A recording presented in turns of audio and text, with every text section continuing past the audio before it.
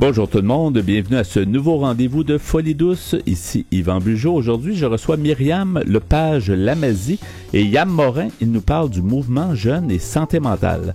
Pierre Laporte nous amène son sujet à l'espresso et à l'espresso allongé. La méchanceté existe-t-elle vraiment? Notre collaboratrice amène son sujet, l'angoisse du dimanche soir. Tout ça dans le menu de Folie douce. Bienvenue chez nous.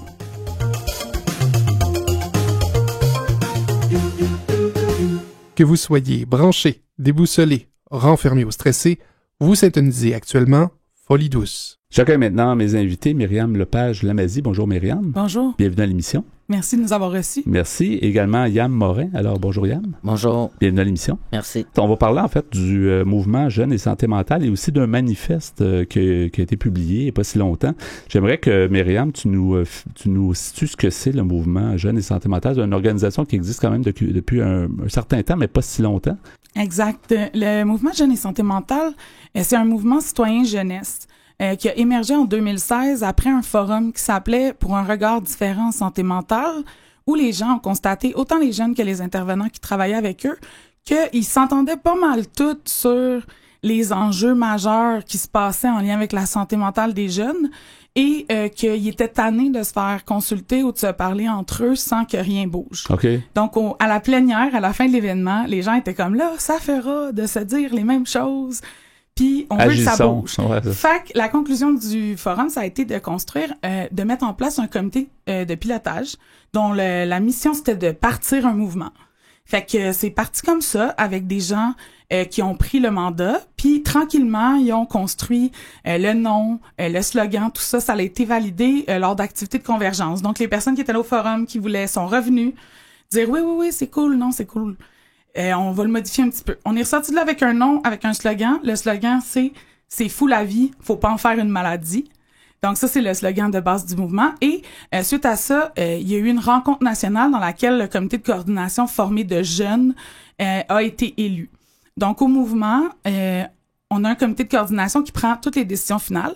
Dessus, il y a 7 jeunes, 3 alliés et 4 personnes qui représentent des regroupements nationaux. Des alliés, c'est des gens qui sont pour la cause de la santé mentale? Oui, c'est des militants qui ne rentrent pas nécessairement dans les âges jeunes. Ouais. Notamment, une des personnes qui est sur nos sièges alliés en ce moment est une militante fondatrice du mouvement, mais a depuis dépassé cette année, d'ailleurs, 35 ans.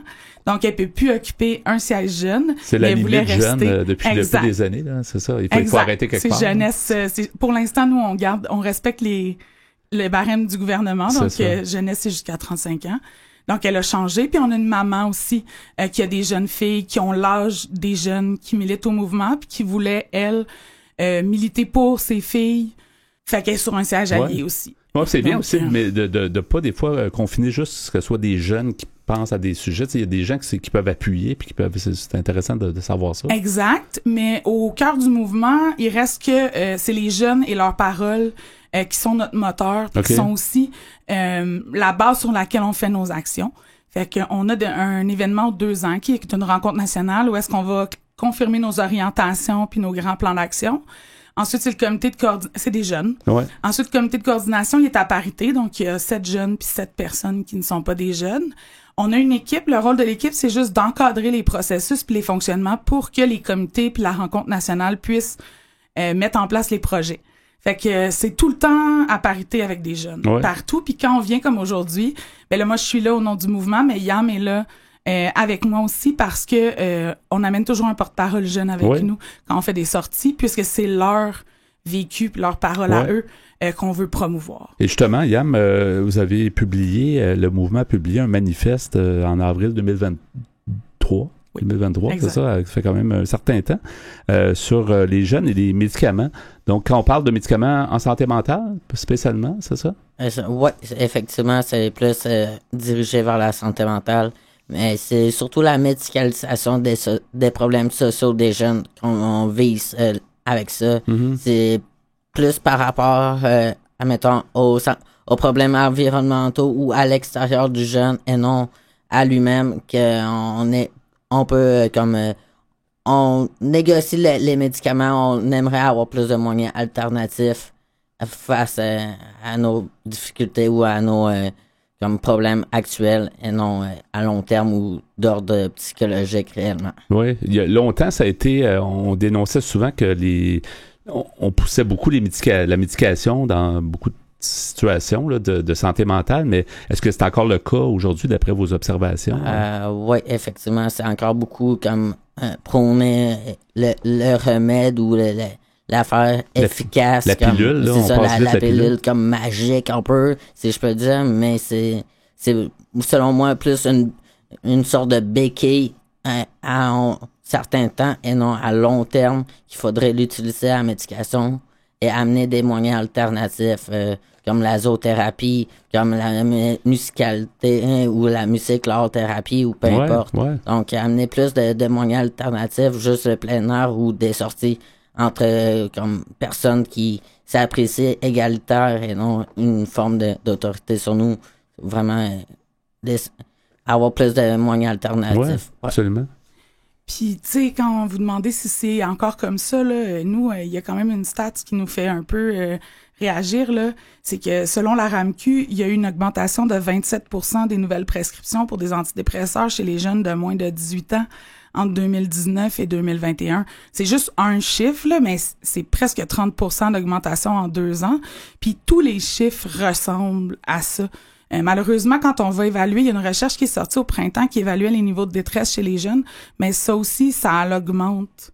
Donc, on augmente la médication, mais ça ne semble pas du tout réduire la détresse. Et je lisais même dans votre communiqué, tu sais, dans le fond, il y a beaucoup de choses, tu sais, comme les problèmes qui sont sociaux, là, tu sais, les problèmes qui sont vécus, que ce soit d'être victime de violence, d'intimidation, des choses comme ça, tu sais, d'avoir de l'anxiété, mais plus au niveau du contexte social, là. Puis on a peut-être tendance à prescrire, c'est ça, les médicaments, ce que vous dites, là? Oui, effectivement, c'est souvent vu comme une problématique isolée et non un ensemble d'événements ou de contextes qui font que, en ce moment-là, durant la période de vie du jeune, on a plus de difficultés à être accepté socialement ou juste comme bien fonctionner en groupe, en société. Donc, souvent, les psychiatres vont prescrire une médication en antidépresseur ou en peu importe le médicament, mais c'est souvent ça qui... C'est ça qui vient rapidement. C'est ça. De base, pratiquement. Avant même que tu parles de qu'est-ce qui arrive avant, pourquoi que tu es arrivé dans le bureau du médecin. Oui. Pourquoi, je vais juste poser une question à Yam, en fait, pourquoi tu es impliqué dans ce mouvement-là? Trouves-tu que c'est quand même, il y a un manque, il y a un manque d'information, ou qu'est-ce qui t'a amené à t'impliquer? Moi, ce qui m'a amené à m'impliquer au mouvement, c'est vraiment vouloir changer comme une partie du système ou le système, comment qui fonctionne, sa perception des choses pour les prochains jeunes. Moi, au début, je pensais pas que ça allait me toucher à moi personnellement. Je pensais juste toucher les prochaines générations. Ça m'a touché personnellement aussi. Avec le temps, je suis impliqué au mouvement depuis 2018 aussi. Ouais. Décembre 2018. Donc, ça fait quand même une couple d'années que je suis impliqué et je vois beaucoup d'améliorations dans mon cœur personnel, aussi dans mon entourage autour de moi. OK. C'est important aussi, à force de s'informer, on est capable nous-mêmes de devenir une source d'information pour les autres. Hein? Exact. Si je peux me permettre juste d'offrir un complément, tu sais, souvent la question que les gens nous posent, c'est est-ce que vous êtes contre la médication ou les diagnostics? Parce que c'est beaucoup de ça qu'on parle. Puis c'est beaucoup ça que les gens nous questionnent. Puis c'est beaucoup là-dessus qu'il y a des statistiques. Mais au mouvement, les jeunes vont le dire comme librement, la majorité des gens au mouvement sont médicamentés et ont un diagnostic. Pour beaucoup d'entre eux, c'est des béquilles essentielles, puis ils le reconnaissent. Ce qu'on tend à reprocher, ce qui revient dans les discours des jeunes, c'est que la médication est donnée trop rapidement, comme seule solution, il n'y a pas de plan d'arrêt, et puis on médicalise des choses qui sont pas nécessairement des enjeux individuels ou des enjeux de santé mentale, sans tenir compte du contexte autant social que individuel de la personne. On va pas gratter du tout. Fait qu'on donne une médication à la personne, puis on la remet dans un contexte problématique. Ouais, c'est ça. C'est un peu, mais ce qu'on voit aussi même en santé physique, tu sais, il semble manquer des services, semble manquer d'argent, semble manquer d'organisation. Donc, c'est une grosse histoire, mais en même temps, il faut que quelqu'un s'en occupe. Si on s'en occupe jamais, c'est un peu ce que vous disiez tantôt, ça suffit, là, mais c'est ça, les gens en ont assez, là. Mais tu sais, on parlait du manifeste tantôt, mais si les gens vont l'écouter, ils vont voir que dans notre manifeste, on dit que la santé mentale, c'est la moitié des personnes en attente pour des services puis des consultations, mais c'est juste il y a 7 fois plus de budget pour les enjeux de santé physique. OK, ouais, c'est ça. Fait que le décalage est vraiment, tu sais, le montant puis l'intérêt qu'on donne aux problèmes de santé physique, on gratte, on va plus loin, on offre plus de soins versus la santé mentale, alors que plus ça va, plus ça devient une grande part des enjeux sociaux que nos jeunes vivent. Puis il faut penser aussi qu'il y a des services en dehors, là, des soins gouvernementaux qui sont super intéressants, il y a des ressources alternatives. Yann a nommé plusieurs choses tantôt, mais il y a aussi des organismes communautaires qui offrent de l'accueil, mais il y a pas vraiment de référencement pour le moment. Il faut que les gens les trouvent, les jeunes, surtout, je peux pas parler au nom des adultes, mais ce que les jeunes nous disent, c'est qu'ils doivent faire leur propre recherche. C'est nommé dans le manifeste, ça aussi, qu'ils sont mieux de se préparer puis de chercher parce que personne va leur dire où aller. Donc déjà, ça serait peut-être une bonne suggestion qui coûterait pas grand-chose de dire, ayons une meilleure information pour, tu sais, les organismes communautaires ont toujours été là, à la première ligne a toujours été là, ont toujours été dans les milieux des gens, souvent, très accessibles. Fait que ça serait déjà une chose assez facile à mettre en place. Hein. Effectivement, parce que les ressources communautaires, c'est là où que la majorité des jeunes qui ont une soi-disant santé mentale fragile ou qui ont eu une médication en lien avec des problèmes juste comme social ou environnemental et non individuel, on se retrouve majoritairement tous dans les ressources communautaires, hébergement ou en itinérance aussi. Donc, c'est tout, selon moi, relié ensemble. Il faudrait arrêter de travailler comme en silo individuel, mais travailler tout le monde ensemble pour aller vers l'avant. C'est la solution que je vois qui pourrait vraiment aider et sauver quand même de l'argent au gouvernement, veut pas. Oui, il reste un peu plus qu'une minute. Comment vous voyez tous les deux l'avenir un peu de ce mouvement-là, puis le manifeste, est-ce que d'après vous, ça va faire un effet ou ça en a déjà fait un? Est-ce que vous pouvez nous partager un peu vos idées là-dessus? Moi, je crois que ça va continuer à aller vers l'avant, qu'on va continuer à travailler, on va éventuellement probablement refaire un autre manifeste, peut-être dans 200 environ, je ne sais pas trop, mais on va voir ça en équipe. Mais le mouvement est là, il est dynamique, beaucoup de jeunes intéressés. Exact. Puis dans les mois à venir, là, on part en portrait, on va aller voir d'autres jeunes, aller collecter leurs paroles, s'assurer que ça représente encore qu'est-ce qu'on nomme au mouvement. Puis chaque fois qu'on parle à des gens, ils sont comme « Oh mon Dieu, oui ». Ça fait tellement de sens ce que vous dites. Fait que faut pas lâcher. Si on veut s'informer, il reste peu de temps. Si on veut s'informer et on veut lire, tu disais tantôt qu'on on peut écouter aussi, on peut voir. Exactement. En fait, le manifeste, on a fait une vidéo, c'est les jeunes qui sont dedans. Il est disponible sur notre YouTube, mais vous pouvez aussi le trouver sur notre site internet au www.mouvementjeune.sm.com. Donc, tout se retrouve là, mais sinon, vous pouvez nous trouver sur les réseaux sociaux aussi. En cherchant Mouvement Jeune et Santé Mentale, on sort en général. Merci beaucoup, donc, Myriam Lepage-Lamazy, et puis merci, Yann Morin. Merci beaucoup pour votre visite. Bonne continuation, puis on s'en parlera éventuellement pour la suite. Merci beaucoup. Merci. Au revoir. Au revoir. Vous voulez savoir de quoi on a l'air et qu'est-ce qu'on mange en hiver? Venez découvrir notre site web au antenne.qc.ca, le antenne.qc.ca. Nous voici maintenant au bloc Espresso. Alors, bonjour Pierre Laporte. Salut Yvan. Alors, Pierre, aujourd'hui, ton sujet, la méchanceté existe-t-elle vraiment? Oui, une bonne question. Effectivement, il y en a des gens méchants. On se demande si effectivement c'est en dedans d'eux ou si on développait ça. Ouais, est-ce qu'ils sont nés comme ça? Est-ce qu'ils ont développé ça? Est-ce qu'on est méchant? Mais il y a des gens plus méchants que d'autres, effectivement. Ou même l'article pose la question... est-ce que c'est une question de perception des autres aussi? Ouais. Oui, c'est un article que j'ai trouvé sur Internet qui porte ce titre « La méchanceté existe-t-elle vraiment? » C'est sur le site lauranchavel.com et c'est elle qui est l'auteur du texte. Et cette madame se présente comme étant une life coach. C'est très à la mode, on dirait, cette profession de coach de vie, life coach. Mais surtout en France, on a l'impression qu'on veut toujours parler en anglais. Là. Ça, c'est une autre histoire. C'est ça. Mais je vais commencer par un bout que j'ai trouvé sur le site Wikipédia qui nous dit, d'abord, c'est une madame Francine Lucier qui est neuropsychologue au Centre d'évaluation neuropsychologique et d'orientation pédagogique. Donc, ça s'appelle le CENOP, C-E-N-O-P. Alors, cette madame Lucier nous dit, il y a plusieurs théories à ce sujet. Pour ma part, je ne crois pas qu'il y ait des enfants méchants en soi. Il n'est toutefois pas exclu que des enfants qui ont des troubles neurologiques aient des comportements perturbants. Personne ne naît doux ou cruel, selon cette dame, mais aucun être n'est non plus poli et raffiné à la naissance, disent les philosophes. Qui plus est, le fonctionnement psychique de l'enfant n'a rien à voir avec les règles de la vie en société. Il y a aussi une période où ils ont davantage besoin de s'affirmer. Ils peuvent alors faire de grosses crises qui peuvent durer jusqu'à 45 minutes. Pour Socrate, philosophe de l'Antiquité, il nous avait dit « Nul n'est méchant volontairement. Cet intellectualisme moral suppose que la volonté choisit toujours ce que l'intelligence lui montre. » Comme le meilleur, Socrate, quant à lui, n'admet pas le libre arbitre qui consisterait à choisir ce qu'on sait être moins bon, car un tel choix serait sans raison et sans explication. Platon, quant à lui, disait « Il n'y a pas un seul sage à juger qu'il y ait un seul homme qui commette des fautes de son plein gré et qui, de son plein gré, réalise des actes laids et mauvais. Tout au contraire, disait-il, les sages savent parfaitement que tous ceux qui font des choses laides et mauvaises les font malgré eux. Alors, c'était Platon qui disait ça. Donc, ça répond un peu à notre question, probablement, de selon eux, que les gens ne seraient pas nés comme ça méchants. C'est plus que... Ouais.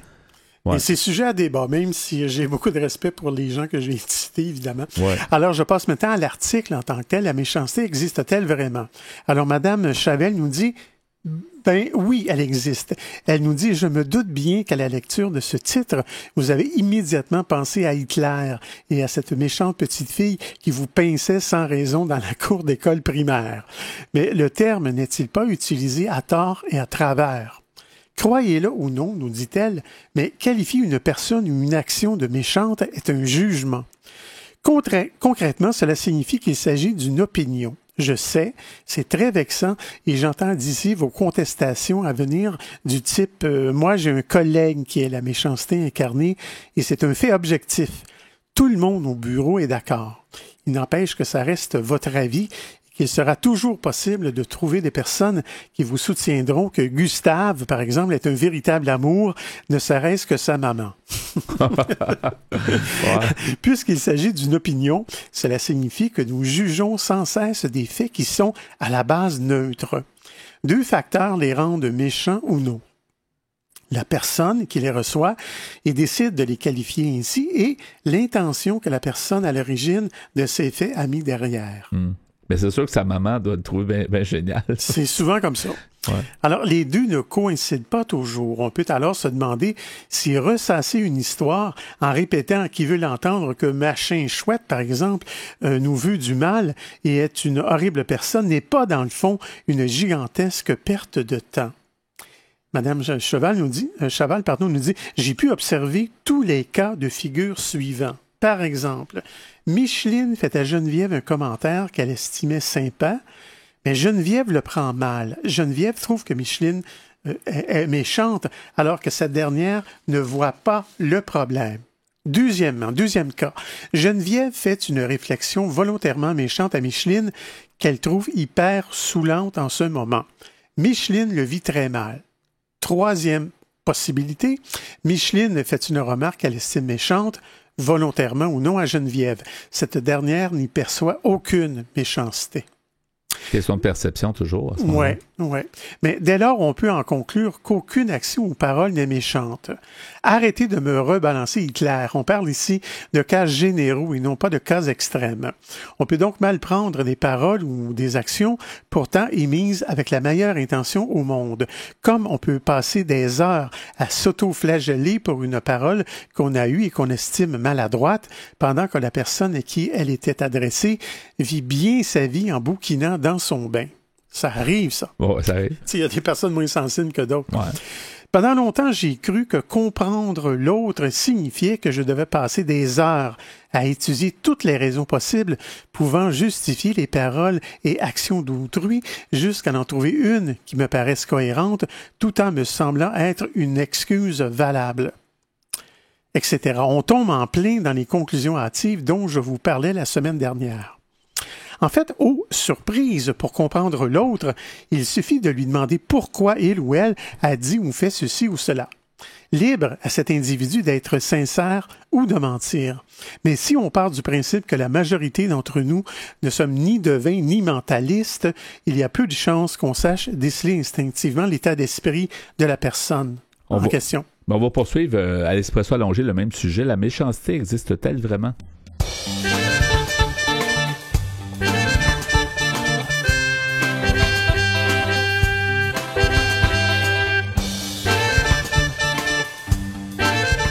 À venir dans l'émission, notre collaboratrice Catherine Stassen nous présente son sujet de chronique « L'angoisse du dimanche soir ». À l'Espresso allongé, Pierre Laporte poursuit avec « La méchanceté existe-t-elle vraiment ?» Vous voulez échanger avec nous? Vous désirez participer à l'émission? Notre site web est antenne.qc.ca. Utilisateurs des réseaux sociaux, cherchez Folie Douce Radio pour nous trouver. Vous écoutez actuellement Folie Douce, pionnier en santé mentale depuis 1991. Folie Douce, une communauté, une radio.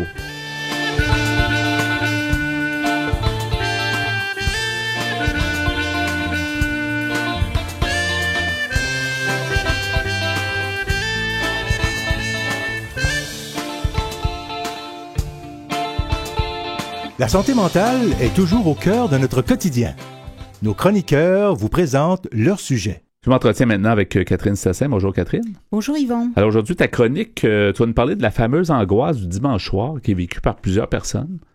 Oui, certainement par plusieurs personnes qui n'a jamais vécu cette angoisse, qui n'a jamais eu ce blues du dimanche soir. Mais tu vas nous l'expliquer aussi parce que Oui. tu sais, c'est sûr que les gens vont peut-être se dire, oui, des fois peut-être le dimanche, je sais pas, il y a comme quelque chose qui se passe, puis souvent quand les gens travaillent le lendemain, évidemment, là, c'est souvent ça peut-être, mais en tout cas tu vas souvent nous l'expliquer. C'est ça. En fait, ça pourrait commencer simplement parce qu'on se dit oh, j'ai pas le moral aujourd'hui, oh, c'est dimanche en fait. Et rien que le dimanche qui commence déjà, on doit pas attendre le dimanche soir, on peut déjà dire j'ai pas trop le moral et puis je pense déjà au boulot le lendemain. Qu'est-ce qui va arriver? Puis c'est souvent dans un cas où la personne vit énormément de stress au boulot ou aime pas son boulot. Ben, on va voir. Et en fait, pas toujours. Pas toujours. Puis étonnamment, pas toujours. Puis il y a des gens qui vivent pour le week-end, tu sais. Puis ça, Oui. c'est dangereux C'est de vrai. faire ça. Puis des fois, il y en a qui n'ont pas le choix. C'est comme leur bombe, là. C'est comme Oui. leur partie de vie qui est un petit peu plus à leur goût, peut-être, où ils ont plus le contrôle, mais pas nécessairement. Mais en même temps, c'est un danger de vivre seulement pour le week-end, là. Oui, ça c'est, on pourrait faire une chronique là-dessus d'ailleurs. Ouais. Mais là vraiment, c'est les gens donc qui ont une baisse de morale le dimanche, qui se sentent déprimés à l'idée juste de reprendre le boulot. Heureusement, il y a des scientifiques qui nous aident là-dedans. Il y a une étude britannique qui est sortie. Et eux, ils identifient ça un petit peu, ils nomment ça différemment en parlant de baisse d'énergie, sentiment de déprime chez les salariés, parce que l'étude porte sur les salariés. Mais eux, ils parlent aussi étrangement d'un regain le lundi matin, un regain d'énergie. Donc, dans leur étude, il s'est prouvé que les gens, en fait, quand le lundi matin commence, ben là, ils ont comme un petit boost d'énergie. Ils n'ont pas le choix, là. Ils disent, il faut que je plonge, puis il faut que j'aille. Mais il y avait une chanson à l'époque des Bangles qui chantait Manic Monday. Je ne sais pas si ça dit quelque chose, mais oui, ça, oui, tout à fait. Je la chanterai pas, mais non, je vois tout à fait ça ce que disait c'est. exactement ça, que la fille est en train de rêver un beau rêve, puis tout à coup, son réveil sonne à 6 heures, puis là, c'est la réalité qui arrive. Mais c'est les gens qui n'ont pas le choix C'est de ça. rendre. Bon, on espère qu'elle a passé une bonne fin de semaine quand même. Oui, oui, au moins, ça. J'espère pour Mais elle. c'est vrai que comme tu sais, dans la vie, les gens aimeraient ça, des fois, avoir plus de temps, puis être capable de gérer plus leur horaire. Peut-être c'est plus le cas maintenant. Oui, et bien là, tu touches à quelque chose, en fait. Ce qu'il y a, c'est qu'ils ont identifié, ces scientifiques, que c'était pas parce qu'on n'aimait pas notre boulot qu'on pouvait avoir ce blues du dimanche soir ou même déjà de l'après-midi, d'accord? Ouais. C'est pas parce qu'on n'aime pas notre boulot, en fait. C'est pas non plus parce qu'on se sent mal au bureau ou que on n'aime vraiment pas notre week-end. C'est pas ça.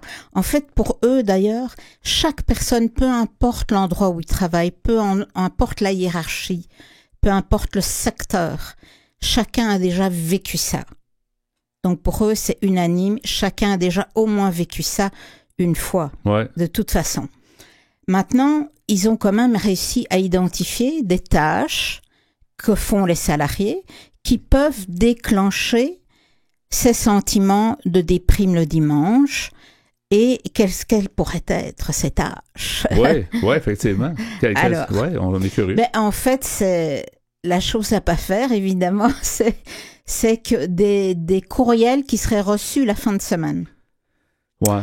Alors, c'est sûr que pour ça, il faut 2 personnes. Donc, il faut des personnes qui envoient ces courriels. Il faut aussi que le salarié ait l'idée d'aller ouvrir sa boîte courriel de travail. De boulot, pas juste la famille. Ce qui n'est pas recommandé. Puis ce qui non, est pas, et voilà. Ce qui est même interdit en France, si je ne m'abuse. Il y a même une loi qui dit qu'après certaines heures et avant telle heure, on ne doit pas ni envoyer, ni en lire. tout cas, à moins d'être travailleur autonome et de travailler sur des événements la fin de semaine, etc.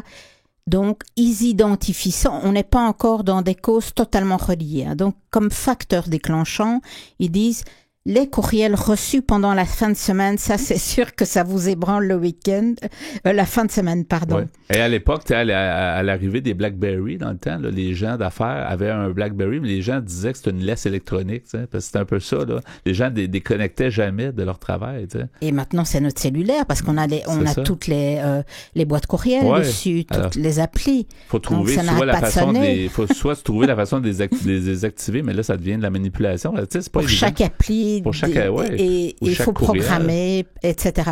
Ça revient à chacun de le faire, mais je crois que c'est une question de bien-être de le faire. Puis je comprends l'idée derrière par un gestionnaire qui dit je vais envoyer ça comme ça à première heure lundi, ça va être arrivé chez les gens, mais en même temps, la tentation est là de mais c'est pas bon pour le gestionnaire non plus. Non plus, c'est ça. Alors qu'il faut trouver une façon d'éviter ça. Parce qu'on a besoin du temps, on a besoin de laisser notre cerveau finalement penser à autre chose que le travail. Tu as tout à fait raison. On va parler de ça, on va parler du côté gestionnaire, du côté salarié évidemment dans quelques minutes. Ouais.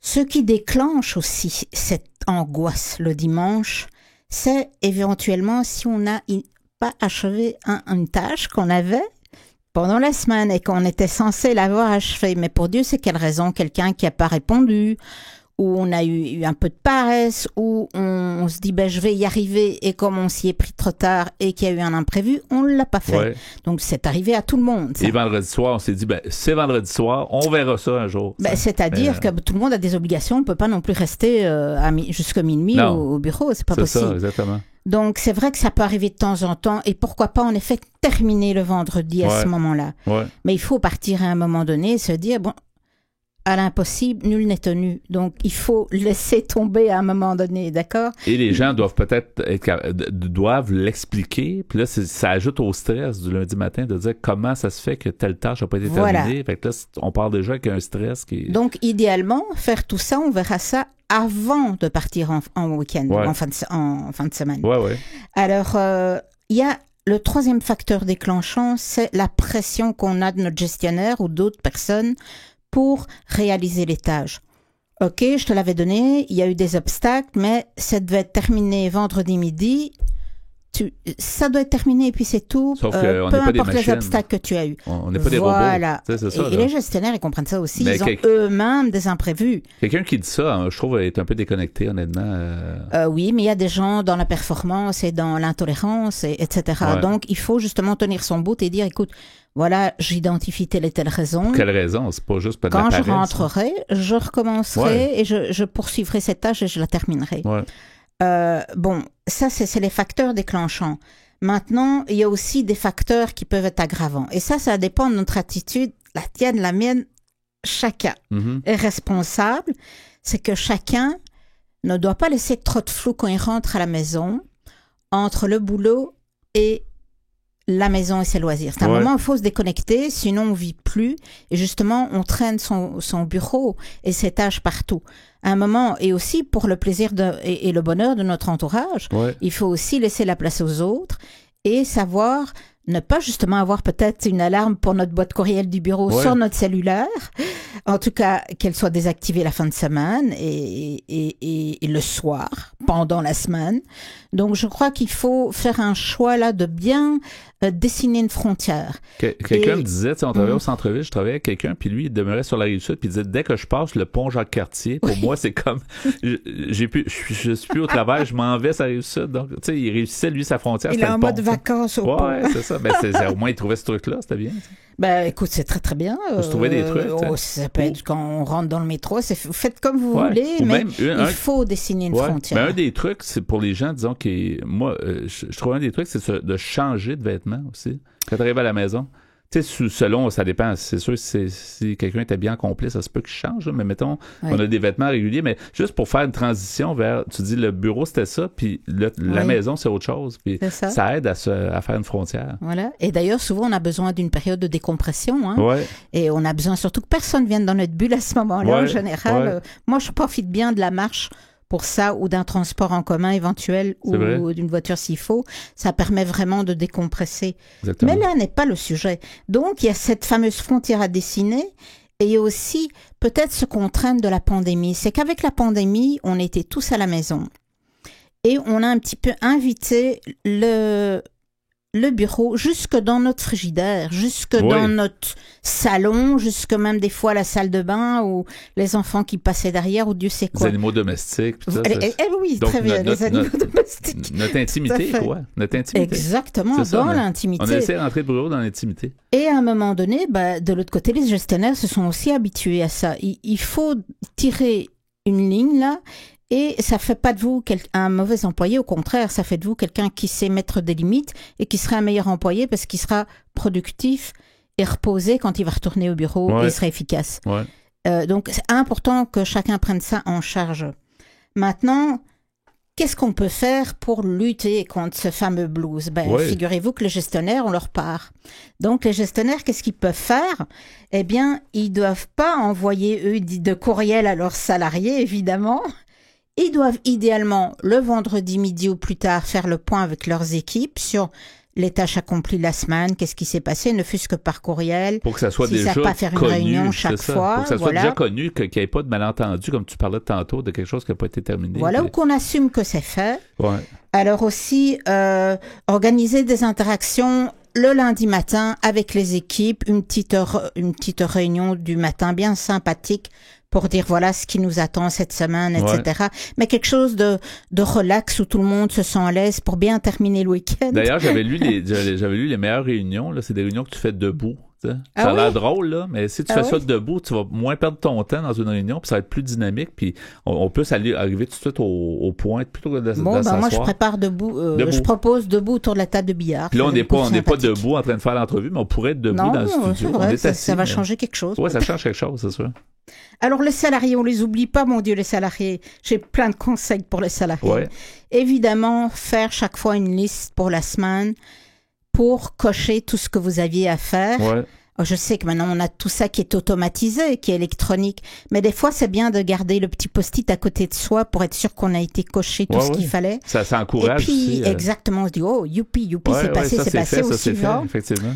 Et aussi, pendant la fin de semaine, attention, par exemple, vous pouvez faire la grosse fête le samedi, etc., mais soyez bien conscient de vos possibilités. Est-ce que vous récupérez bien le lendemain ou est-ce que vous avez tendance à vouloir dormir le lendemain, avoir le cafard, le blues, etc. On fait la rumba trop tard. Et voilà. Pareil pour l'alcool. Oui, incluant dimanche, c'est ça. C'est comme le lendemain qu'on tourne au travail en général. Voilà, avec modération et dépendant évidemment des possibilités de chacun, d'accord? On essaie de se détendre le dimanche, on fait de la relaxation. Si on sent qu'on est sujet au blues, là, on va faire de la relaxation, de la méditation. On va aussi s'occuper la tête, aussi bien aller, par exemple, prévoir une activité avec des amis, pourquoi pas, un barbecue, une visite de musée.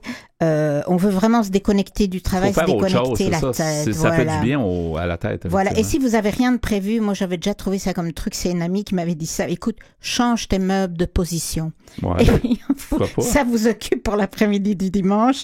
Et c'est bon, l'hiver, ça marche. Donc ça, c'est ce que je voulais te dire. Donc en conclusion, ce qu'on voit, c'est que normalement, c'est un sentiment passager. Si ça revient plusieurs semaines de suite et que ça prend de l'ampleur. Là, vous pouvez vous dire qu'il y a peut-être autre chose et que derrière la déprime, il y a peut-être, je dis bien dépression. Ouais. Il faut aller consulter. Si ça vous donne de grosses angoisses, on a mis sur le site les endroits que vous pouvez aller consulter et également les références dont un ouvrage là-dessus. Ouais, voilà, merci, Yvan. merci Catherine. Donc, la fameuse angoisse du dimanche soir. Merci pour cette chronique et on y reviendra peut-être. Merci. Merci, Yvan. Au revoir. Vous écoutez présentement l'émission Folie douce, le rendez-vous hebdomadaire radiophonique traitant de santé mentale. De retour au micro avec la chronique de Pierre, l'Espresso allongé. Alors Pierre, la suite de ton sujet que tu as débuté plus tôt dans l'émission, la méchanceté existe-t-elle vraiment? Oui, et c'est d'après un article qui porte ce titre, et j'ai trouvé ça sur le site internet lauranchavel.com. Alors, comme le nom du site l'indique, donc c'est écrit par Madame Laurane Chavel, qui est life coach. Donc, coach de vie, on dit en français. Oui, en bon québécois, c'est ça, mais en France, ça a l'air que c'est... Oui. Ils aiment ça, les expressions américaines. Oui. Ouais. Alors, j'étais en train j'avais commencé la lecture de l'article, et cette Madame Chavel nous disait, finalement, face à des gens qui disent des choses méchantes ou qui paraissent méchantes, elle nous dit que tout ce que nous pouvons faire, au fond, c'est de prendre l'information qu'on nous donne sans chercher d'arrière-pensée. Parce que c'est vrai que parfois, on peut se tromper, on peut penser que telle personne nous dit un commentaire méchant de façon intentionnelle, puis c'est peut-être pas ça que la personne voulait dire. Peut-être qu'on l'a mal perçu. Dans certains cas, c'est des malentendus. Ça des peut choses arriver, comme ça. Ça arrive des choses comme ça. Comme tu donnais l'exemple tantôt, il y avait deux personnes qui, une disait, moi, ça me dérange pas trop, puis l'autre, ça la dérangeait. Là. C'est ça peut arriver. Oui. Alors, Mme Chavel nous dit, en revanche, libre à nous de décider que fréquenter cette personne ne nous réussit pas et de l'écarter de notre vie. Ce qui est bien vrai au fond. Et c'est correct. Si la méchanceté nous affecte, on peut juste... nous, on le ressent comme ça, donc on n'est pas obligé de fréquenter cette personne-là. Exactement. On change de compagnie. On change de personne. Oui. Je pense à un autre appel, comme on dit. Alors, Mme Chavel nous dit, ça s'appelle « poser ses limites ». Et c'est cool. Par contre, ça marche dans les deux sens. Aidons les autres à nous comprendre en exprimant nos émotions et en nous excusant quand on en ressent le besoin. C'est vrai, dans le fond, peut-être la bonne chose à dire, c'est de le dire. Oui. Mais des fois, c'est ça, nous-mêmes, on a peut-être eu des discours méchants sans trop le vouloir. Oui, des fois aussi, on veut faire une blague aussi. Oui, puis c'est mal perçu, effectivement. Ouais. Madame Chavel nous dit « J'ai la chance assez extraordinaire d'avoir un métier qui me permet d'entrer dans la tête des gens métaphoriquement parlant, bien sûr, je n'ai pas encore de canal magique. On me demande souvent si j'ai des clients que je n'apprécie pas. La réponse est non. La mise à nu émotionnelle est à la base de la thérapie. Et j'ai le grand honneur de pouvoir partager les pensées et les états d'âme les plus intimes de mes clients. Or, il me semble impossible de juger ou de ne pas apprécier une personne qui vous partage tout ce qu'elle est dans toute sa vulnérabilité et dans toute son humanité. Vous verrez peut-être votre collègue Gustave, par exemple, cracher dans votre café. Moi, je le verrai en larmes, me racontant son acte, en thérapie bien sûr, plein de honte, m'expliquant pourquoi il est jaloux de vous et le dégoût qu'il ressent pour lui-même lorsqu'il se comporte ainsi, se débattant pour sortir de ses schémas destructeurs. Même Disney, en choisissant d'offrir 2 films au personnage maléfique, je ne connais pas ce personnage-là, peut-être que ça s'adresse aux plus jeunes, mais en faisant ces 2 films, Disney nous invite à relativiser le comportement des vilains. Non, mais dans les épisodes de Disney, il y avait toujours comme un méchant, c'est peut-être ça que je veux dire. Enfin, il y a toujours le côté un peu méchant de quelqu'un pour faire ressortir le meilleur des autres. Oui, mais ce que je vois devant moi, c'est que Maléfique, ici, porte une majuscule, donc ce serait un personnage qui s'appelle... Oui. Ça m'échappe aussi. Oui. Et Mme Chavel nous dit, et puis si certains cherchent à rabaisser les autres parce qu'ils ou elles se sentent mal, d'autres ne font que réagir à une action de votre part qui les a blessés. Vous avez le droit de ne pas aimer Geneviève, par exemple. Aviez-vous besoin d'en parler à tout l'étage, histoire de vous assurer que tout le monde est d'accord avec vous et qu'elle se retrouve isolée? Ouais. Ça, c'est un peu, je dirais, mesquin, peut-être pas méchant. Mais quand les gens sont blessés, c'est sûr qu'ils veulent en parler, ils veulent le sortir d'eux-mêmes, puis ils veulent... Mais en même temps, c'est un peu humain, mais peut-être pas la meilleure chose à faire. Mesquinerie chaud. Ouais. De toute façon, Mme Chavel nous dit, juger l'autre et l'enfermer dans le rôle que vous avez décidé pour lui ou pour elle peut donc aussi être une façon d'éviter toute remise en question. On n'a pas envie que Gustave nous explique qu'il crache dans notre café parce qu'il sait que c'est nous qui avons crevé ses pneus, par exemple. Un peu. Ça va bien. Ça va mal à la Ça shop. escalade pas mal, là, la violence. Alors que vous étiez un peu éméché à la soirée de fin d'année. Ouais. Ni que Geneviève nous explique qu'elle vit très mal nos blagues à son sujet. Ouais.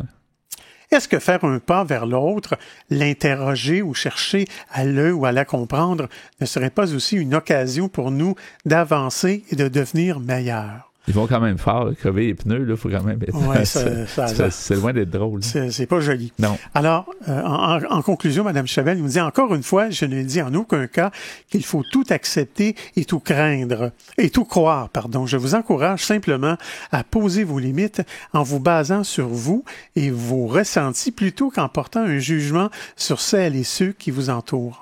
La phrase « fréquenter cette personne me fait me sentir triste trop souvent à mon goût » n'a pas le même impact que la phrase « cette personne est une horrible connasse, je la hais, elle est tellement méchante ». Alors, ça conclut l'article. Mais moi, j'ai envie de te dire que, pour ma part, moi, j'ai l'impression qu'il y en a des gens méchants qui disent des méchancetés. Foncièrement, ils veulent chercher le trouble, ils veulent gratter le bobo. Puis, ouais, sûrement, il y a peut-être de la jalousie en arrière de ça. Je sais pas d'où est-ce que ça vient, mais... Et en même temps, on peut pas s'adonner avec tout le monde. Il y a des gens qui, peut-être pour nous, sont, comme on disait tantôt, il y a des gens qui sont méchants peut-être pour certains, puis d'autres vont dire non, moi je voyais pas de méchanceté là-dedans. Fait que ça dépend toujours de la sensibilité, mais je pense qu'effectivement, il y a des gens plus malins, ou en tout cas qui ont plus une drôle d'idée derrière la tête, là, souvent. Et pour revenir à notre ami Hitler, là, ben lui, il était méchant. Merci Pierre pour cette chronique. La méchanceté existe-t-elle vraiment? Vous souhaitez écouter l'émission Folie douce au moment qui vous convient le mieux? Branchez-vous sur notre site web pour accéder à notre canal radio sur YouTube. antenne.qc.ca, antenne.qc.ca.